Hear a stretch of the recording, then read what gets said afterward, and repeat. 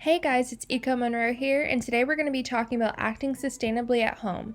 This is part 2 in my 2-part series of Acting Sustainably at Home COVID-19 edition.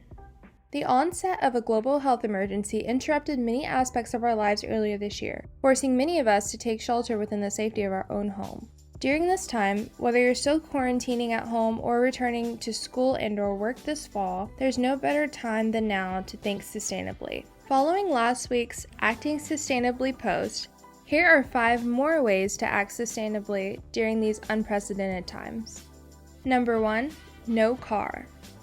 Did you know that transportation is the leading cause of greenhouse gas emissions in the United States? It is no coincidence that with the onset of the global pandemic, according to the Cicero Center for International Climate Research's Global Carbon Project, greenhouse gas emissions decreased by 7% due to the global health crisis in early 2020. Though decreases in carbon emissions are difficult to sustain when they're caused by a crisis, because people go right back to their old ways once life returns to normal, now is the perfect time for all of us to be mindful of our own carbon footprints.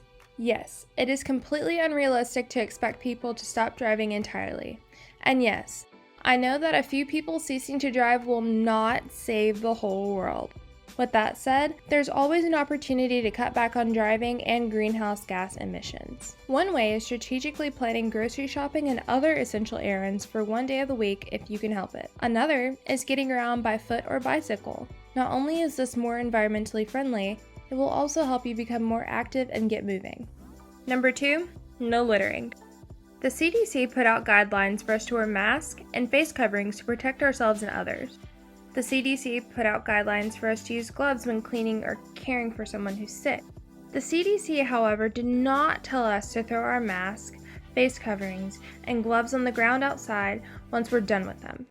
One Twitter user took photos of a local parking lot soiled with used PPE. They say, "Seen the parking lot of our grocery store.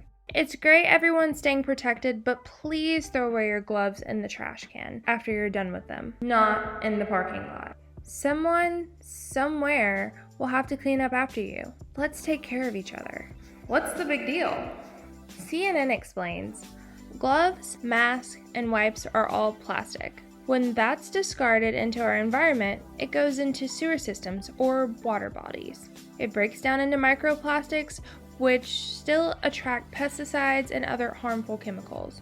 So when the marine animals eat it, they don't just get the plastic, they get the chemicals too. Let's just not litter. Number 3, unplug. While we have all been at home watching way too much Netflix, it is important to keep in mind that when your TV is not in use, it might be a good idea to unplug it. I know, it seems weird and unnecessary to get up and unplug the device, but this one habit will help in the long run. Unplugging the unused appliances in your home is a great way to cut down on your electric bill and even better, conserve energy. Items like decorative lamps that you never use, or even your microwave, are a great way to cut down on unnecessary energy usage. Number 4, minimize waste. Minimizing waste is an ongoing theme throughout Eco Monroe. There are so many ways to cut down on wasted resources even within your own home. In my last post, I mentioned how utilizing online cloud services to store documents digitally instead of printing is a great way to conserve resources like paper, ink, and toner in your home office. Here are a couple things that I do on a weekly basis to minimize my own waste. Lowering the frequency of Amazon Prime and other online shopping orders. The packaging tends to be tons of paper and plastic waste. Second, utilizing reusable shopping bags or repurposing paper or plastic shopping bags. Number 3, cooking at home. Fast food and takeout creates tons of paper waste. And number 4, using hand towels instead of grabbing a handful of paper towels after washing my hands frequently throughout the day. My 5th and final tip for acting sustainably at home this week is lights off. Similarly to unplugging in the 3rd tip, turning off lights as you leave each room cuts back on wasted energy as well. This includes overhead lights, lamps, televisions, and desktop computers.